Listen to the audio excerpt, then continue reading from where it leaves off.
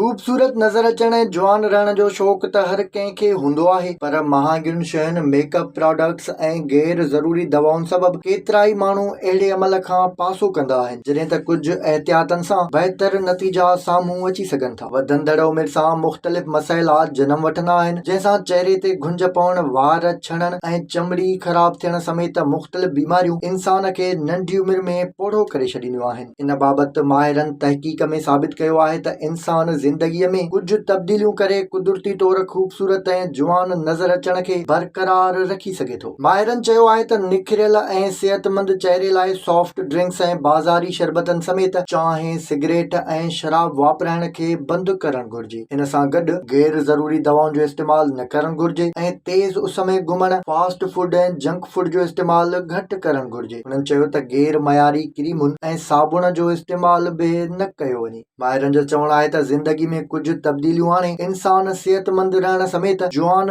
नज़र ईंदो ऐं हुन में जल्दी निंड करण ऐं जल्दी सुबुह जो उथण पहिरियों उसूल आहे। इन सां गॾु 8 कलाक जी निंड खे लाज़मी तौर ते पूरो कयो वञे। पाणीअ जो वधि खां वधि इस्तेमालु ऐं वर्ज़िश खे रोज़ानो जी बुनियाद ते करण सां वॾो फ़ाइदो थींदो आहे। माहिरनि इहो बि ॿुधायो आहे त घणो ज़हनी दबाव बि इंसान खे वक़्त खां अॻु पोढ़ो कंदो आहे। इन लाइ नंढी परेशानियुनि खे फौरी तौर ते हल करणु घुर्जे। तहक़ीक़ में ॼाणायो वियो आहे त थोल इंसान लाइ मुख़्तलिफ़ बीमारियुनि जो सबबु बणिजंदी आहे। इन लाइ वज़न खे काबू में रखी साफ़ सुथरी खाद खुराक खे ज़िंदगीअ जो हिसो बणायो वञे। माहिरनि मूजिबि काफ़ीअ खे रोज़ानो सुबुह जो इस्तेमालु करण सां चहिरे ते घुंज नाहिन थींदा, हिंदाणो ऐं ॾाढ़ूं सिज जे ख़तरनाक शुआउनि खां बचाइण में काराइता हूंदा आहिनि, जॾहिं त ब्लूबेरीज़ चहिरे जी लाली वधाईंदियूं आहिनि। माहिरनि इहो बि चयो आहे त सेहतमंद जिस्म ऐं चहिरे लाइ साई भाॼी जो वधि खां वधि इस्तेमालु कजे, छाकाणि त हुन में मौजूदु कैरोटीन रत जे ॻाढ़नि जुज़नि लाइ काराइतो साबित थींदो आहे। खुंभी,